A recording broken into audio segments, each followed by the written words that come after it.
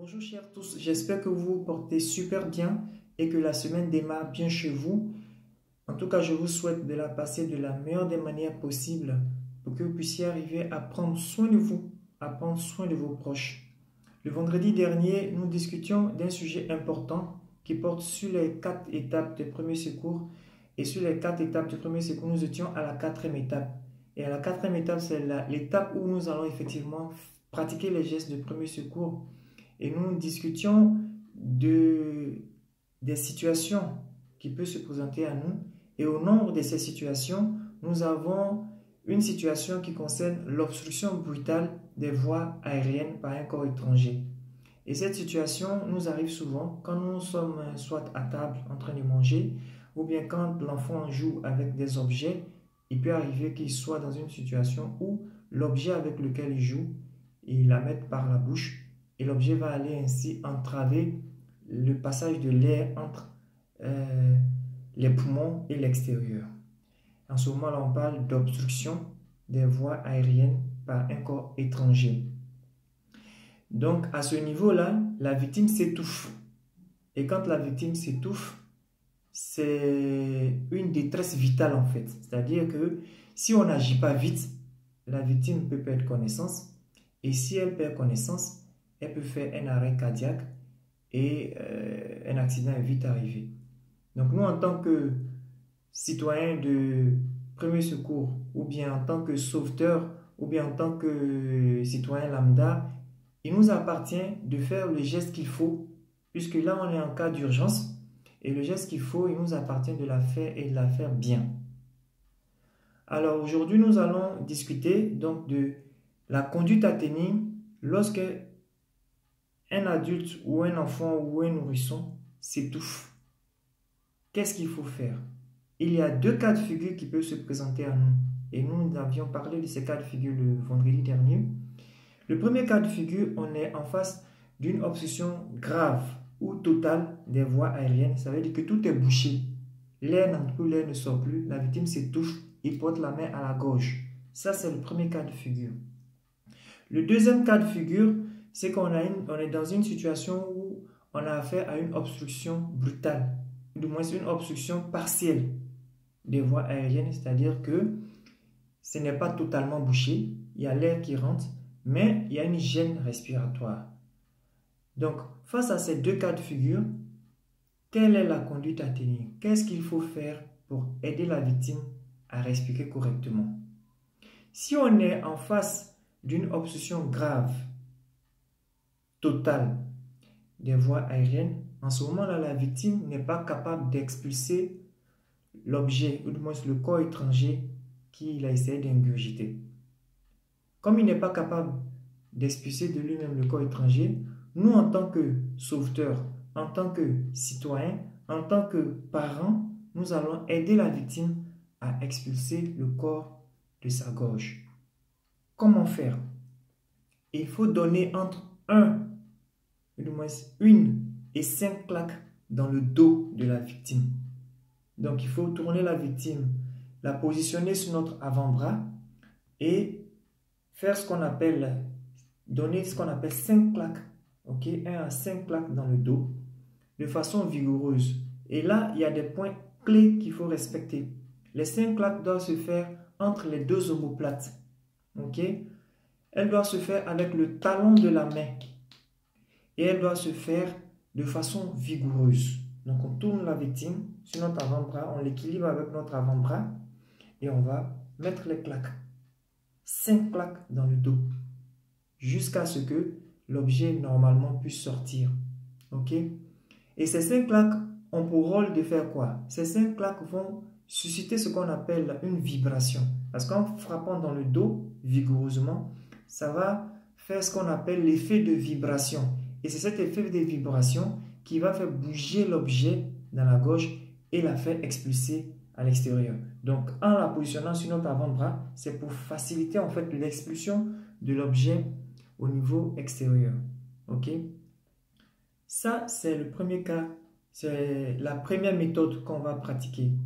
Et pendant qu'on pratique la première méthode, ces 5 claques, si l'objet ne sort pas, on va toujours lui poser la question, Est-ce que tu t'étouffes? Il va répondre par l'affirmative en hochant la tête. En ce moment-là, on va passer par la deuxième méthode, qui est la méthode de Heimlich, donc la méthode de compression abdominale. Ça veut dire quoi, compression abdominale? Ça veut dire qu'on va rechercher ici, les points clés, c'est le creux de l'estomac. Le creux de l'estomac, quand vous appuyez, le creux de l'estomac se trouve au niveau de la base du sternum. Donc, il y a une pointe ici qu'on appelle la base du sternum. Ok? C'est-à-dire, on a la poitrine, il y a un trou là qu'on appelle la base du sternum. Et juste en bas de la base du sternum, pour le retrouver, c'est simple. Nous allons aller chercher notre nombril. On met le doigt sur notre nombril et on va mettre deux doigts au haut de notre nombril. Et juste au-dessus des deux doigts, nous allons poser notre poing. C'est là qu'on appelle le creux de l'estomac. C'est là qu'on va trouver le creux de l'estomac. On pose notre doigt, notre poing comme ça, comme vous voyez sur la vidéo telle que je suis en train de vous décrire. Donc, quand on fait le poing, le haut du poing va regarder le ciel et on va venir appuyer notre main comme ceci et on va pousser vers l'arrière et vers le haut. Donc, la méthode, c'est vers l'arrière et vers le haut.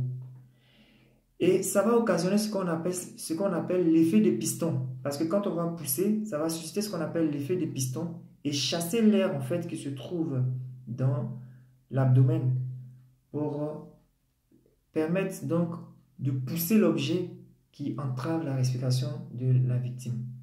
Donc, simplement, il faut se mettre donc dans le dos de la victime. Il faut positionner les bras comme ceci au niveau du creux de l'estomac de la victime sans appuyer sur les côtes. Donc, vous pouvez écarter les bras sans appuyer sur les côtes et ce sera vers l'arrière et vers le haut.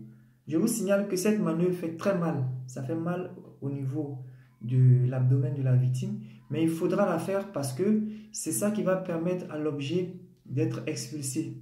Sinon, on n'a pas trop le choix. Et donc, quand on a fait cette méthode et que on lui pose encore la question, est-ce que tu t'étouffes? Il va hocher la tête encore pour dire qu'il s'étouffe. Il faut continuer la manœuvre. Il faut continuer à alterner entre les 5 claques dans le dos et les 5 compressions abdominales. Ok? Jusqu'à ce que l'objet se retrouve dehors. L'objet soit expulsé.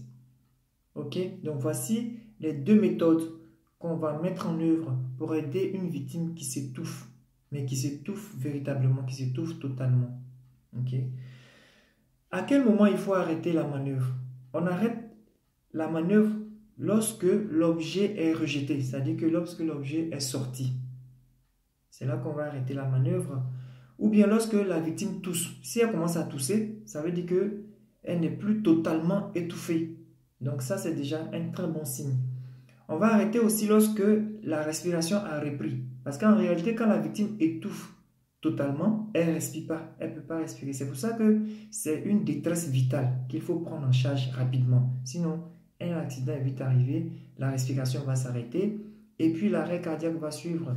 Et voilà, c'est très dangereux pour la survie de la victime. Mais pendant la manœuvre, il peut arriver que la victime perde connaissance. Si elle perd connaissance, qu'est-ce que nous allons faire? Si la victime perd connaissance, nous allons la mettre au sol. Nous allons alerter les secours spécialisés, mais nous allons pratiquer ce qu'on appelle la réanimation cardio-pulmonaire. Nous en parlerons en détail, cette réanimation cardio-pulmonaire. Nous la développerons dans des prochaines vidéos, mais en fait, c'est ce qu'il faut faire. La réanimation cardio-pulmonaire, c'est-à-dire le massage du cœur, pour permettre à la victime de revenir à elle-même. Ok? Et pendant cette réanimation cardio-pulmonaire, il faudra vérifier dans la bouche de la victime que l'objet se trouve peut-être dans sa bouche et il faut pouvoir sortir l'objet. Ok? Mais si pendant cette manœuvre, on constate que nos manœuvres sont efficaces, en ce moment-là, ça dit que tout marche bien, l'objet a été expulsé, c'est tant mieux. En ce moment, il faut installer la victime confortablement dans la position dans laquelle elle se sent le mieux. Et il faut la reconforter, il faut la rassurer, il faut lui dire que tout va bien. Et il faut desserrer ses vêtements s'il a des vêtements qui sont un peu serrés. Et il faut demander un avis médical. Il faut appeler, il faut alerter pour demander un avis médical. Okay? Il faut surveiller, il faut la rassurer. Si nous sommes dans le deuxième cas, où c'est une obstruction partielle des voies aériennes, les signes d'une obstruction partielle des voies aériennes, c'est le fait que la victime tousse. Okay? En ce moment-là, il faut simplement l'encourager à continuer à tousser. Qu'il continue de tousser et à force de tousser, les voies aériennes vont se dégager totalement. Mais en aucun cas, il faut pratiquer les deux méthodes qu'on a énumérées plus haut. En aucun cas, il faut pratiquer des claques. En aucun cas, il faut pratiquer des compressions abdominales. Parce que en pratiquant ces méthodes, on va, par exemple, en pratiquant les claques dans le dos, si la victime est dans une obstruction partielle, l'effet de vibration que ça va susciter peut bouger le corps étranger et ça va occasionner une obstruction grave ou totale. Donc, au lieu d'aider la victime, on va aggraver son état. Donc, s'il est dans une situation où il est dans une obstruction partielle, c'est-à-dire qu'il tousse déjà, mais la respiration est gênée, en ce moment-là, il faut toujours l'encourager à tousser et c'est en toussant que la voie aérienne va se dégager totalement.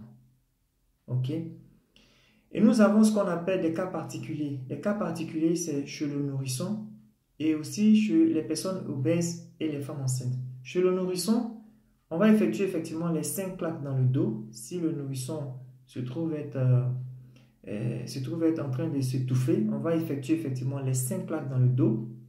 Et si l'objet ne ressort pas, on va alterner en faisant ce qu'on appelle une compression thoracique.